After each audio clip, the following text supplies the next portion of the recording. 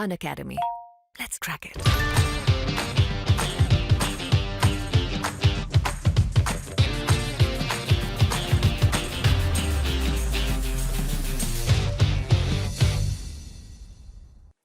जो टॉपिक हम डिस्कस करने वाले हैं उनको अभी देख लेते हैं। कौन कौन से टॉपिक डिस्कस करने वाले हैं। जीव का वर्गीकरण हम देखेंगे, क्लासिफिकेशन ऑफ ऑर्गेनिज्म।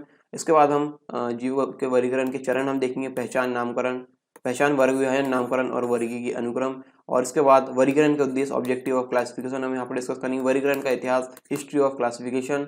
और इसके साथ हम संपूर्ण जगत में जो दो प्रकार से वर्गीकृत हुआ है, पादप और जंतु, ठीक है, और किस वैज्ञानिक द्वारा किया गया है, और उसके जो उपवर्ग है, स्तनधारी पक्षी, उभयचर, मत्स्य, कीट और कीड़े, ये सारे हम एक एक करके देखेंगे। और ये है वर्गीकरण का पदानुक्रम, हायरार्की ऑफ क्लासिफिकेशन। और यहाँ पे संघ, वर्ग,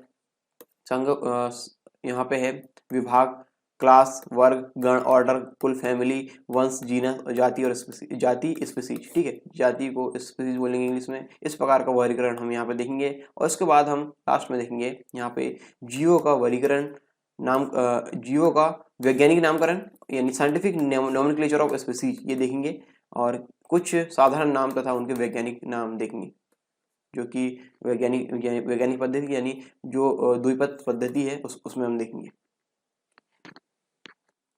अनअकैडमी आपके लिए लेकर आया है न्यू फ्री प्लान्स, जो कि शुरू हो रहा है 1 दिसंबर 2020 से। इसमें आपको क्या फायदे होने वाले हैं, इसमें आपको मिलेगी एक हफ्ते के अंदर में 500 से ज़्यादा फ्री लाइव क्लासेस और डाउट क्लियरिंग सेशन, जो कि एमपी के टॉप एजुकेटर्स द्वारा लिए जाएंगे, और ये आपको नोट्स भी प्रोवाइड करेंगे। इसमें डेली और weekly free live mock test होंगे, और इसका पेपर का जो होगा एनालिसिस भी होगा, और टॉप एजुकेटर्स के द्वारा यहाँ पे किए जाएंगे ये एनालिसिस। और साथ ही साथ यहाँ पे 4 डिफरेंट एग्जाम को कवर किए जा रहे हैं, MPPSC prelims, MP police constable, MP SI, MP jail प्रहरी। और आपको इसमें मिलेगा फ्री लाइव क्विज, 20,000 से ज़्यादा क्वेश्चन इसमें कवर किए जाएंगे सभी सब्जेक्ट को मिला करके। T20 सीरीज यहाँ पे चल रही है सोमवार से लेकर शनिवार तक, रोजाना 8 बजे 20 क्वेश्चन इसमें होते हैं। 20 मिनट के लिए आपको इस सीरीज को लगाना होता है, और इसका एनालिसिस, जो पेपर इसमें होंगे, इसका एनालिसिस आपको टॉप एजुकेटर्स द्वारा उसी के बाद कराया जाएगा। स्पेशल इवेंट्स होने वाले हैं यहाँ पे, और बहुत कुछ यहाँ पे फ्री प्लान्स में मिलने वाला है। तो आपको देर किस बात की है, डाउनलोड करना है अनअकैडमी का लर्निंग ऐप, और आपको गोल चूज करना होगा एमपीपीएससी और व्यापम, ठीक है, एमपीपीएससी और व्यापम संबंधित आप गोल चूज कीजिए। और आपको रेफरल कोड डालना है सरकार 10 रेफरल कोड डालने के साथ ही आप जो फ्री प्लान है उसके सारे वीडियोस आप अवेल कर सकते हैं, और सारे वीडियोस आप देख सकते हैं, वो भी फ्री। अनअकैडमी का सब्सक्रिप्शन आप ले सकते हैं अपने अनुसार, जो आप गोल चूज करेंगे, 1 महीने, 3 महीने, 6 महीने, 12 महीने और 24 महीने के अंतर्गत यहाँ पर प्लान्स है। आप अपने पसंदीदा प्लान को चुनकर आप अपने एग्जाम को क्वालिफाई कर सकते हैं। और देर किस बात की, सब्सक्राइब नाउ और लेट्स क्रैक इट। जीवों का वर्गीकरण, क्लासिफिकेशन ऑफ ऑर्गेनिज्म, ये टॉपिक है आज का। और यहाँ पे सबसे पहले हम देखेंगे वर्गीकरण क्या होता है, ठीक है। वर्गीकरण के लिए मैं आपको एक छोटी सी कहानी बताऊंगा। यहाँ पे 2 कंडीशन रहेगी, यहाँ पे एक और 2, ठीक है। पहली कंडीशन, दूसरी कंडीशन। पहली कंडीशन ये है कि अपना जो घर रहता है, ठीक है, घर दिवाली से पहले ही कंडीशन, यानी दिवाली के समय, दिवाली के दिन से पहले जो अपना साफ सफाई वाला रहता है वो वाला मोड रहेगा। और ये दूसरे में रहेगा कौन सा वाला मोड, जब दिवाली आ चुकी, दिवाली का टाइम है और वहाँ पे आप सब अरेंज कर चुके हैं। ये 2 कंडीशन को हम कंपेयर करके देखेंगे कि वर्गीकरण में किस प्रकार से चीज़ें आसान होती है। उसके बाद हम पढ़ेंगे जीवों का वर्गीकरण, ठीक है। यहाँ से ये एग्जांपल आपको समझ में आएगा, तो वहाँ आप बहुत अच्छे से रिलेट कर पाओगे जीवों के वर्गीकरण में। देखिए, जब दिवाली का टाइम होता है, वहाँ पे हमारे घरों में जब साफ सफाई चलते रहती है, तो वहाँ पे क्या होता है, सारे सामान बिखरे हुए रहते हैं, ठीक है। साफ सफाई में एक कमरे के दूसरे कमरे में सामान रखते हैं, फिर दूसरे के फिर इकट्ठे, फिर तीसरे, चौथे, इस प्रकार से ये सारे सामान इकट्ठे हो जाते हैं, ठीक है। वहाँ पे सारे सामान वही हैं का मतलब बर्तन वगैरह वही हैं, कपड़े वपड़े फिर इकट्ठे हो जाते हैं, फिर टेबल वगैरह सब एक साथ रखे। ये बहुत सारे जो सामान है विभिन्न कार्यों के, वो एक साथ हो जाते हैं, ठीक है। अब यहाँ पे देखिए, अब एक कंडीशन आ रही, अब एक कंडीशन यहाँ पे आई कि आपके घर कोई मेहमान आ गया, ठीक है, मेहमान आ गया और उनको पानी देना है, चाय देना है, ठीक है। तो पानी तो मिल जाएगा आसानी से ग्लास और वो उसमें, ठीक है। लेकिन फिर यदि मान लीजिए आपको चाय वगैरह बनाना है, ठीक है, चाय वगैरह बनाने में थोड़ी सी दिक्कत होगी, ठीक है। दिक्कत कैसे, आप पहले बर्तन ढूंढोगे, ठीक है, बर्तन ढूंढे, उसके बाद फिर बर्तन में, फिर उसके बाद पानी, ठीक है, पानी के बाद फिर शक्कर, शक्कर चाहिए होगी, चाय पत्ती चाहिए होगी, फिर दूध वगैरह चाहिए होगा, अदरक, फिर और सारी चीज़ें जो जो डाल रहे हैं, क्या बोलते हैं उसको, लौंग वगैरह, ये सारी चीज़ें, ठीक है। तो ये सारी इतने सारा सामान आपको अरेंज करना पड़ेगा चाय के लिए। और गैस गैस वगैरह तो दिख जाएगी क्योंकि वो बड़ी चीज़ है और उसको अलग ही रखते ज़्यादा। तो इतनी सारी चीज़ें हम अरेंज करेंगे, ठीक है। इतनी सारी चीज़ें अरेंज करने में आपको थोड़ी सी समस्याएं होगी, और अरेंज करने के बाद फिर आप ये सारी चीज़ें को इकट्ठा मिलाओगे। मिलाने के बाद फिर गैस वैस में रख के फिर बनाओगे चाय, ठीक है। तो इस प्रकार से चाय बनी। फिर उसके बाद फिर कप वगैरह देने की समस्या आएगी, कप ढूंढोगे आप, फिर कप वगैरह लाएं, फिर दिए, फिर इस प्रकार से ये देखिए ये बहुत लंबा प्रोसेस हो जाता है, ठीक है। बहुत लंबा प्रोसेस चलता है। इसलिए इसको आसान बनाने के लिए हम क्या करते हैं, अब जो स्थिति है उसको दूसरे दूसरे कंडीशन में देखते हैं। अब हमारा जो घर है वो जम चुका है, ठीक है। घर में सारी चीज़ें व्यवस्थित है, आपने कपड़े एक साथ रख दिए, और जो बर्तन वगैरह वो अलग रख दिए किचन में, एकदम जमा के, और जो सोफे वगैरह वो उसको एक साथ रख दिए, और सारी चीज़ें जितनी भी चीज़ें हैं वो सब अरेंज कर दिए, ठीक है। अब इस कंडीशन में देखिए, आप कोई मेहमान आए और उसको चाय देना हो, ठीक है, आपके मेहमान को चाय देना हो, तो वहाँ पे क्या इतना टाइम आपको लगेगा? नहीं लगेगा, ठीक है, क्योंकि सारी चीज़ें अरेंज है। आप किचन में जाएंगे, सारे वो डब्बों में से शक्कर वक्कर, फिर ये पानी वानी वो सब निकाल के, फिर इकट्ठा उनको करके गैस में रख के फट से बना के, और कप भी आपके अरेंज रहेंगे सब, और आसानी से आप उनको दे देंगे, ठीक है। तो यहाँ पे हुआ क्या? यहाँ पे हुआ आसानी हो गई, ठीक है। आपको आसानी हो गई क्या? काम को करने में। और यहाँ पे जब हम जियो का वर्गीकरण करेंगे, ठीक है, ये वाली कंडीशन आ गई। अब हम आते हैं जियो का वर्गीकरण। जियो का वर्गीकरण में कंडीशन इस प्रकार से हम इसको अप्लाई करेंगे कि जब हम जीवों के बारे में अध्ययन करेंगे, जीवो संबंधित किस प्रकार से कार्य करते हैं, क्या विशेषताएं होती हैं, उनकी कैसी संरचनाएं होती है, ठीक है, शारीरिक स्थिति में किस प्रकार के होते हो, ये सारी चीजें जब हम उनको पहचान के उनको यदि हम रख देंगे पूरा अरेंज करके, तो हमको अध्ययन में आसानी होगी, ठीक है। अध्ययन में आसानी होगी, और बहुत सारी जो रिसर्च वगैरह होगी उसमें हम बहुत ही आसानी से इनको देख सकते हैं और इनका यूज कर सकते हैं, ठीक है। तो इस कारण करते हैं हम जीवों का वर्गीकरण, यानी क्लासिफिकेशन ऑफ ऑर्गेनिज्म, ठीक है। तो इसी के बारे में हमको पढ़ना है, जो कि जीव विज्ञान के अंतर्गत ये जो टर्मिनोलॉजीज वगैरह रहेगी उसमें हम उस फॉर्म में हम यहाँ पे देखने वाले हैं, ठीक है। तो यहाँ पे हम शुरू करते हैं इसको। अध्ययन की सरलता की दृष्टि से सभी जीवों को उनकी शारीरिक संरचना, विशेषताओं एवं कार्यों के आधार पर विभिन्न वर्गों में यहाँ पे विभाजित किया गया है।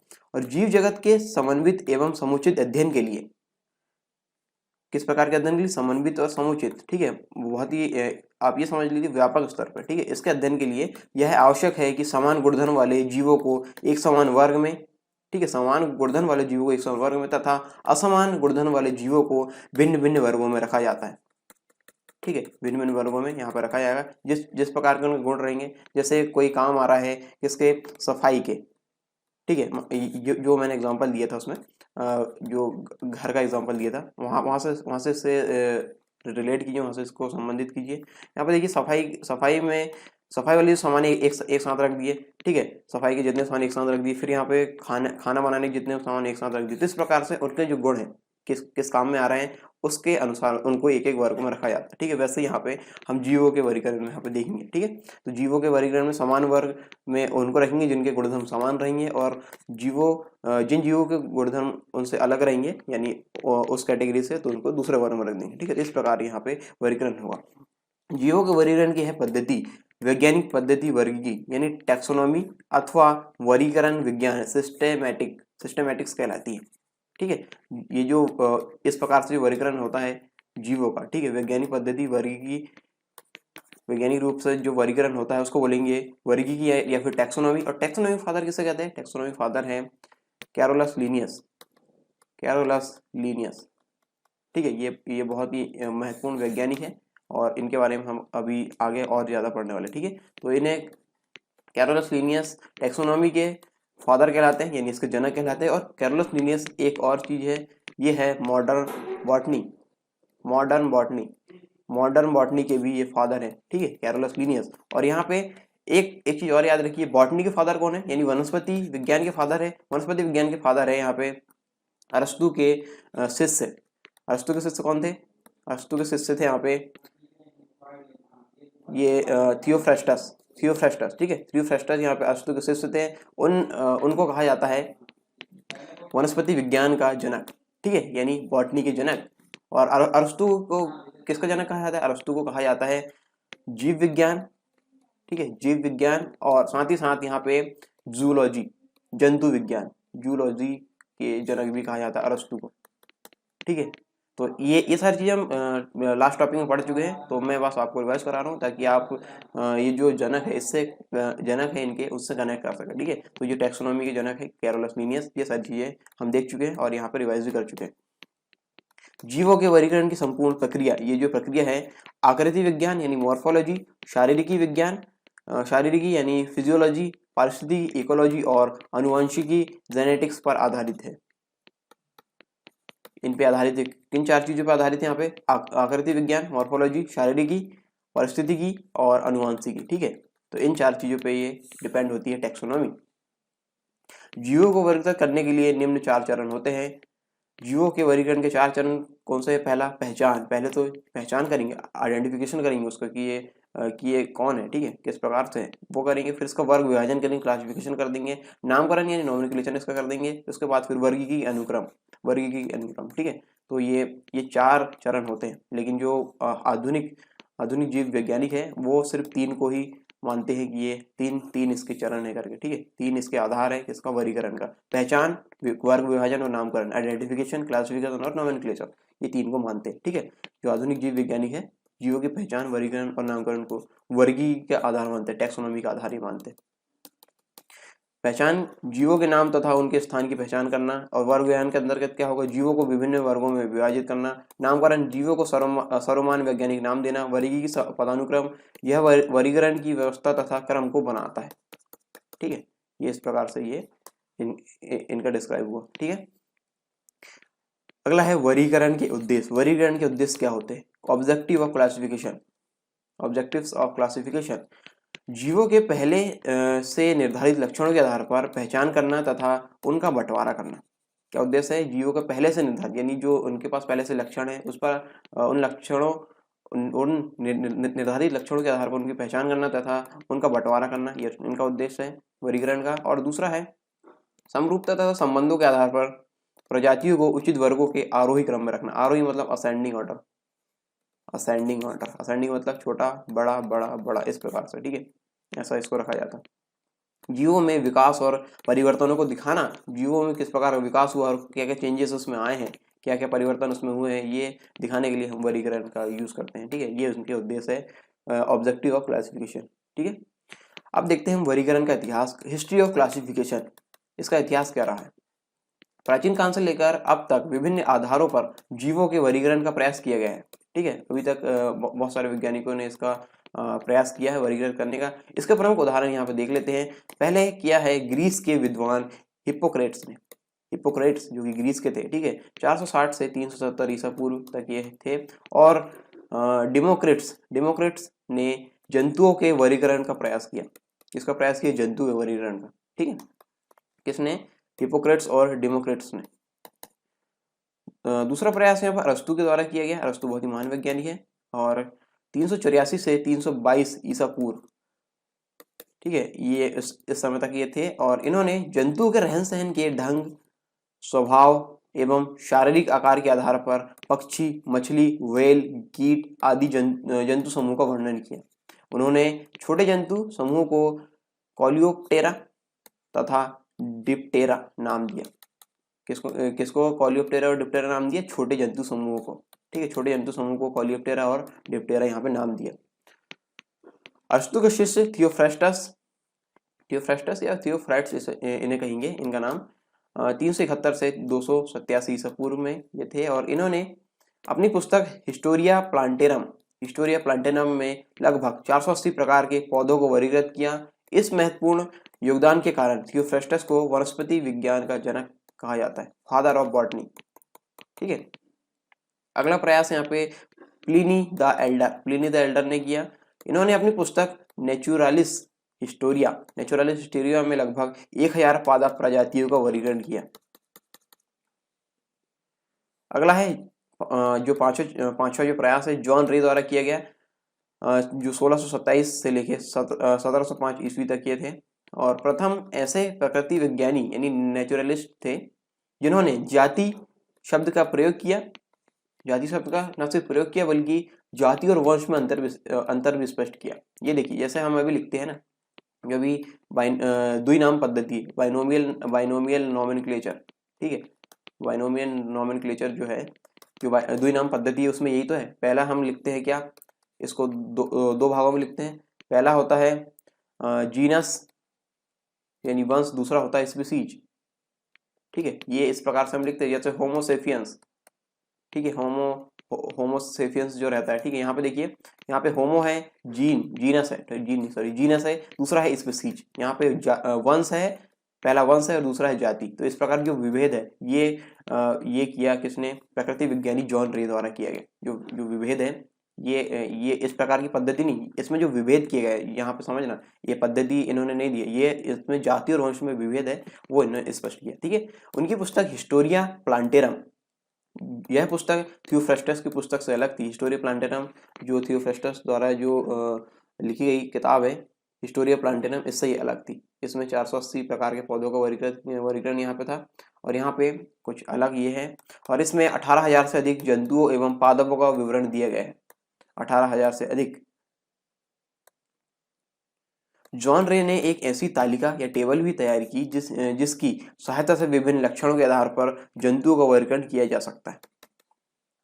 अगला प्रयास यहाँ पे स्वीडन के वनस्पति शास्त्री एवं जीव विज्ञानी कैरोलस लीनियस 1707 से 1778 ईस्वी ने अपनी पुस्तक सिस्टेमा नेचुरी, क्या पुस्तक थी इनकी, सिस्टेमा नेचुरी ने में जीवों के नाम तथा आधुनिक वर्गीकरण प्रणाली की व्यवस्था की। इसलिए कैरोलस लीनियस को वर्गीकरण का जनक यानी फादर ऑफ टैक्सोनॉमी कहा जाता है, फादर ऑफ टैक्सोनॉमी। लीनियस ने संपूर्ण जीव जगत को जंतु एवं पादप नामक दो वर्गों में यहाँ पे बांटा, विभाजित किया। जो पादप और जंतु में जगत में जो बांटने का काम किया, वो किया है लीनियस ने, कैरोलस लीनियस ने, ठीक है। तथा जंतु को 6 अन्य उपवर्गों में भी विभाजित किया। इस प्रकार से देखिए, संपूर्ण जीव जगत को इन्होंने पादप और जंतु में वर्गीकृत किया, और यहाँ पे जंतु को फिर 6 उपभागों में वर्गीकृत किया, ठीक है। यहाँ पे स्तनधारी, पक्षी, उभयचर, मत्स्य, और यहाँ पे है कीट और कीड़े। ये 6 उपवर्गों में यहाँ पे आगे इनका विभाजन हुआ। आगे देखते हैं वर्गीकरण का पदानुक्रम यानी हायरार्की ऑफ क्लासिफिकेशन। जीव जगत को विभिन्न वर्गों में विभाजित करने में अर्नेस्ट हैकल, R.H. विटेकर तथा कार्ल वोस, ये 3 वैज्ञानिक थे। इन वैज्ञानिकों का इसमें योगदान है, ठीक है। किसका, अर्नेस्ट हैकल, R.H. विटेकर और कार्ल वोस, इन 3 वैज्ञानिकों का यहाँ पे योगदान है। विटेकर ने जीवों को 5 जगत यानी मोनेरा, प्रोटिस्टा, फंजाई, प्लांटी और एनिमिलिया, इसमें वर्गीकृत किया। किसने, विटेकर ने। इन्हें कोशिकीय संरचना, पोषण के स्रोत, किस पे, कोशिकीय संरचना, पोषण के स्रोत तथा शारीरिक संगठन के आधार पर विभाजित किया गया है। इसके आधार पर कोशिकीय संरचना, पोषण के स्रोत और शारीरिक संगठन के आधार पर। वॉइस जो वैज्ञानिक थे, उन्होंने, वॉइस ने मोनेरा को आर्कीबैक्टीरिया और यू बैक्टीरिया में विभाजित किया है। किसमें, मोनेरा को फिर आर्कीबैक्टीरिया और यू बैक्टीरिया में यहाँ पे इसको डिवाइड किया है, विभाजित किया है। जीवों को पुनः निम्न उपवर्गों में वर्गीकृत किया गया है, ठीक है। जगत, संघ, यहाँ पे देख लीजिए, इसको समझने के लिए पहले ये हम देख लेते हैं। वर्गीकरण के क्रम का आधार जीवों को उनके लक्षणों के अनुसार, किसके अनुसार, लक्षणों के अनुसार विभाजित करना है, अर्थात बड़े से छोटे वर्ग तक होकर वर्गीकरण की सबसे छोटी इकाई जाति तक पहुंचना है। ये देखिए, यहाँ पे जाति तक पहुंचना है, सबसे बड़ी इकाई जगत से लेके यहाँ पे हमको जाति तक पहुंचना है। तो इस प्रकार से ये सबसे बड़ा, फिर छोटा, फिर छोटा, इस प्रकार से ये क्रम होने वाला है, ठीक है। तो यहाँ पे देखिए, पहला है जाति, जाति कह रहे हैं, जगत, जाति लास्ट में, जगत है किंगडम, जगत संघ है विभाग, संघ या विभाग एक ही चीज है, ठीक है, जो कि पादपों में है। और वर्ग, गण, कुल, वंश और जाति, ठीक है। इस प्रकार से इसका ऑर्डर है। इंग्लिश में इसे देखें तो kingdom, phylum, division, class, order, family, genus और स्पीसीज, ये इस प्रकार का एक क्रम है, ठीक है।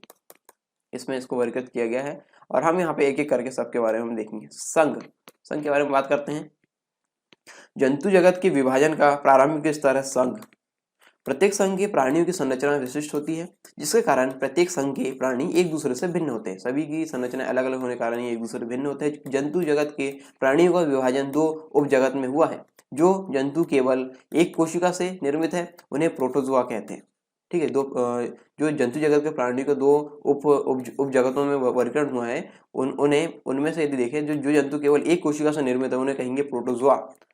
यह उपजगत अपेक्षाकृत बहुत छोटा है। ठीक है, जो प्रोटोजोआ वाला जो जगत है बहुत छोटा है। जिस जगत में सबसे अधिक संख्या में जंतु आते हैं उसे कहते हैं मेटाजोआ। ठीक है, इस वर्ग में बहुकोशीय जीव आते हैं। जो बहुकोशीय जीव किसमें आते हैं? मेटाजोआ में। अगला है वर्ग यानी क्लास।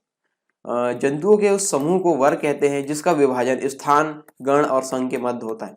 स्थान, गण और संघ के मध्य होता है। ठीक है, गण देखेंगे यानी ऑर्डर देखेंगे इसका।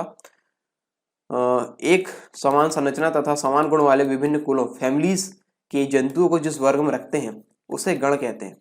क्या कहते हैं? गण। फिर से मैं रिपीट करता हूँ। तो एक समान संरचना तथा समान गुण वाले विभिन्न कुलों यानी फैमिलीज के जंतु को जिस वर्ग में रखते हैं उसे गण कहते हैं, ऑर्डर कहते हैं। ठीक है, ऑर्डर। एक से अधिक कुल मिलकर गण बनाते हैं। एक से अधिक कुल मिलेंगे तो बनाएंगे कि गण। कुछ जीव विज्ञानी कुल और गण को एक दूसरे का पर्यायवाची शब्द मानते हैं क्योंकि जंतु में ऐसा विभेद करने के लिए उनमें विशेष अंतर नहीं मिलते, परंतु पादप जगत में ऐसा अंतर स्पष्ट रूप से देखा जाता है। फैमिली, कुल। कुछ ऐसे वंश है जिनके प्राणियों में समानता देखी जाती है। ऐसे विभिन्न वंश वाले जंतुओं को एक कुल के अंतर्गत रखा जाता है। यह है फैमिली यानी कुल। वंश, जीनस।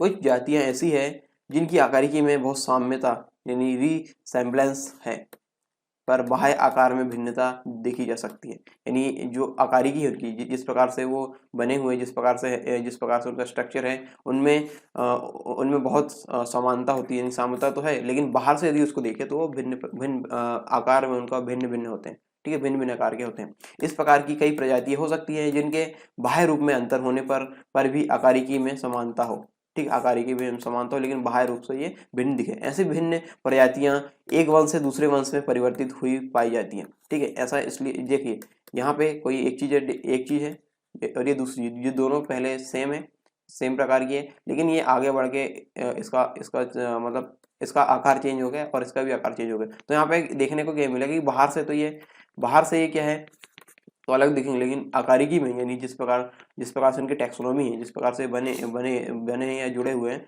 वो सेम मिलता है। ठीक है, तो इसे तो ऐसी विभिन्न प्रजातियों को हम एक वंश से दूसरे वंश में परिवर्तित हुए देख सकते हैं। पहले ऐसा होना सामान्य बात थी, परंतु अब इसमें स्थिरता आ गई है। पहले बहुत इस प्रकार की घटनाएं होती, लेकिन अब स्थिरता इसमें आ गई है। इस प्रकार की चीजें कम देखने को मिलती है। ठीक है, जो साम्यता वाली जो कंडीशन है, बाह्य आकार में जो भिन्नता देखी जाती है वो आजकल कम होती है। अगला है स्पीसीज यानी जाति। अब देखिए हम कहाँ से कहाँ पहुँच गए।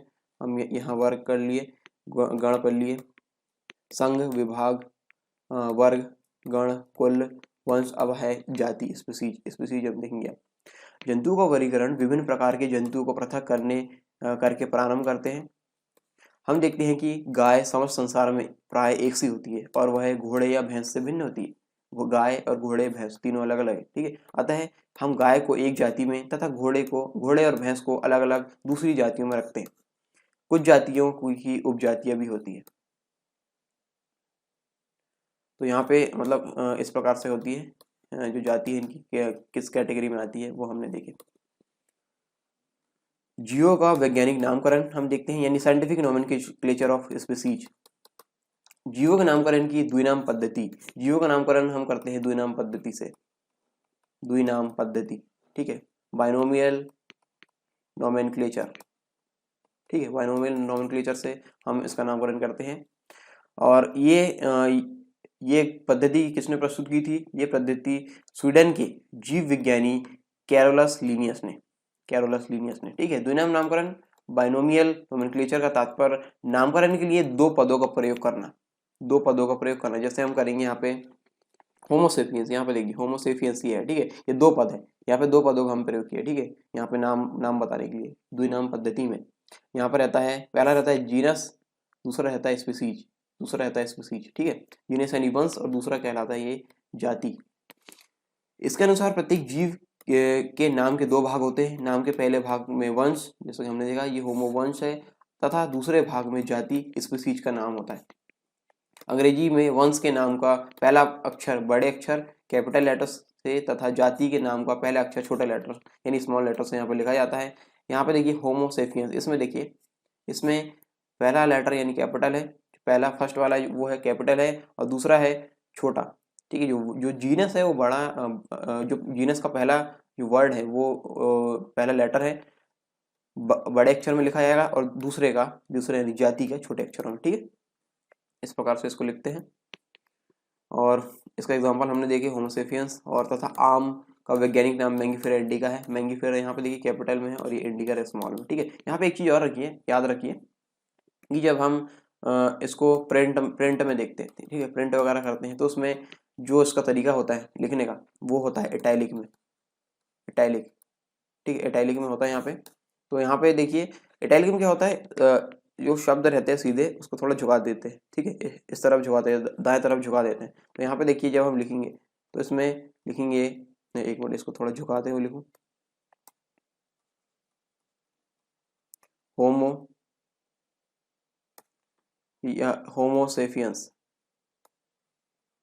होमोसेपियंस, ये देखिए आप यहाँ लिख सकते हैं। आप इसको थोड़ा सा झुका दो, ऐसा झुका दो तो ये हो जाएगा कौन सी, इटैलिक पद्धति, ठीक है, इटैलिक पद्धति में हो जाएगा होमोसेपियंस। यहाँ पे मैं उतना अच्छे से लिख नहीं पाऊंगा, ये इस पेन से उतने अच्छे से यहाँ पे लिखा नहीं आएगा, इसलिए यहाँ पे ये लिख लीजिए होमोसेपियंस। इसको थोड़ा सा झुका दिए तो यहाँ पे हो गया।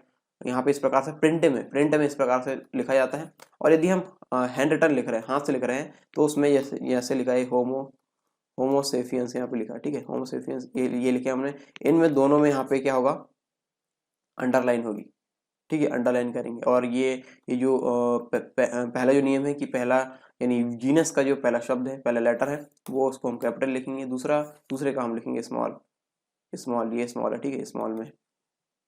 तो इस प्रकार से लिखा जाता है। और अंडरलाइन दोनों में अलग अलग होगी, ये भी याद रखिए, जैसे होमोसेपियंस है ये, ठीक है, अंडरलाइन अलग अलग होगी, आप ऐसा नहीं करेंगे, ये गलत तरीका है। तो अंडरलाइन दोनों में अलग अलग प्रकार से की जाती है। कुछ साधारण नाम तथा उनके वैज्ञानिक नाम हम देख लेते हैं, और some important common names and its scientific name. साधारण नाम देखते हैं, मानव का वैज्ञानिक नाम है होमोसेपियंस, ठीक है। यहाँ पे देखिए द्विनाम पद्धति में पहला रहता है जीनस यानी वंश, ठीक है, दूसरा में रहता है जाति, इस प्रकार से रहता है। तो यहाँ पे जब मैं बोलूँ कि ये नाम जब मैं बोलूँ तो आप समझ जाइए पहला वंश है, दूसरा है जाति, ठीक है, यानी जीनस और स्पीसीज, ठीक है, स्पीसीज ये। तेंदुआ पैंथरा पार्डस वैज्ञानिक नाम इसको। बाघ का है पैंथरा टिग्रिस, शेर का है पैंथरा लियो, और मटर का है पाइसम सटाइवम। बिल्ली का वैज्ञानिक नाम है फेलिस कैटम। मेंढक का वैज्ञानिक नाम है राना टिग्रीना। और धान का है ओराइजा सटाइवा। सरसों का ब्रेसिका कंप्रेस्टिस।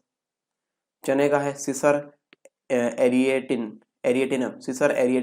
और गेहूं का है ट्रिटिकम एस्टिवम। गाय का है बॉस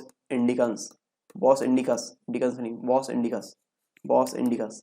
आम का है मैंगिफेरा इंडिका, मैंगिफेरा दोनों बोल सकते हैं इसको, मैंगिफेरा इंडिका। तो इस प्रकार से ये कुछ सामान्य नाम, साधारण नाम तथा उनके वैज्ञानिक नाम थे। तो हमने अभी तक क्या क्या देखा, एक बार रिवाइज कर लेते हैं इसको। तो हमने सबसे पहले देखा था जीवों का वर्गीकरण क्यों करते हैं, क्या आवश्यक है, इस प्रकार से चीजें हम देखे थे। क्लासिफिकेशन ऑफ ऑर्गन्स हमने देखा। इसके बाद हमने देखा जीवों के वर्गीकरण के चरण, पहचान करके, फिर वर्ग में विभाजन करके, नामकरण करके, वर्गीकी अनुक्रम करके, इस प्रकार फिर इसमें देखा कि ये पहचान, वर्गीकरण और नामकरण को जो आधुनिक जीव वैज्ञानिक है उनको वर्गीकी का आधार मानते हैं। वर्गीकी के उद्देश्य हमने यहाँ पे देखे, इतिहास हमने यहाँ पे डिस्कस किया। इस प्रकार से अनेक वैज्ञानिकों ने अपने प्रयास किए यहाँ पे, और संपूर्ण जीव जगत, पादप और जंतु जगत में हमने यहाँ पे इसका विभाजन देखा, और ये अलग से फिर 6 उपवर्गों में बटे हुए ये भी देखा। वर्गीकरण का पदानुक्रम हमने देखा, हायरार्की ऑफ क्लासिफिकेशन। फिर इसके अंतर्गत हमने देखा संघ, विभाग, संघ अथवा विभाग या डिवीजन से बोलेंगे, वर्ग, गण, कुल, वंश और जाति। इस प्रकार से ये सारी चीजें हमने अभी डिस्कस किया। और साथ ही साथ जीवों का वैज्ञानिक नामकरण, साइंटिफिक नोमेनक्लेचर ऑफ स्पीसीज, ये हमने देखा। ठीक है, तो ये टॉपिक यहाँ पे समाप्त होते हैं। तो ये थे आज के जीव विज्ञान से संबंधित टॉपिक्स। ठीक है, आई होप आपको समझ में आए होंगे, और यदि समझ में ना आए तो आप कमेंट बॉक्स में कमेंट करके बता सकते हैं। यदि आपको वीडियो लेक्चर पसंद आए तो भी आप कमेंट बॉक्स में कमेंट करके बता सकते हैं कि आपको ये चीज़ आपको पसंद नहीं, और यदि पसंद आई तो आप ये लेक्चर या फिर ये वीडियो पसंद आया तो आप लेक्चर को लाइक करें, ये वीडियो को लाइक करें, या फिर आप इसको शेयर कर सकते हैं अपने दोस्तों के साथ जिन्हें सबसे ज़्यादा आवश्यकता है। और साथ ही साथ यदि आप चैनल की मेंबरशिप लेना चाहते हैं, यानी चैनल ज्वाइन करना चाहते हैं, तो आप चैनल को ज्वाइन कर सकते हैं। और इसके लिए आपको कुछ प्लान्स दिए गए, 199, 299 और 399 के प्लान्स हैं यहाँ पे, जिससे आप जो बाकी जो लेक्चर अभी सिर्फ ज्वाइन मेंबरशिप वालों को दिए गए, यानी जिनने मेंबरशिप ज्वाइन किए उन मेंबर्स को दिए गए हैं, वो भी आप देख पाएंगे। ठीक है, तो अपने अनुसार आप इस प्लान को ले सकते हैं, और बाकी जो सारे जो लेक्चर्स जो लॉक किए गए हैं वो आप अनलॉक कर सकते हैं। ठीक है, तो इससे संबंधित चीज़ें आपको देखना है तो आप यहाँ पर डिस्क्रिप्शन बॉक्स में इसकी लिंक दे दी गई है ज्वाइन से संबंधित, आप उस ज्वाइन की लिंक से आप ये सारे डाउट्स अपने क्लियर कर सकते हैं। तो यहाँ आज के लिए बस इतना ही, मिलते हैं नेक्स्ट वीडियो में, तब तक के लिए जय Hind. Unacademy. Let's crack it.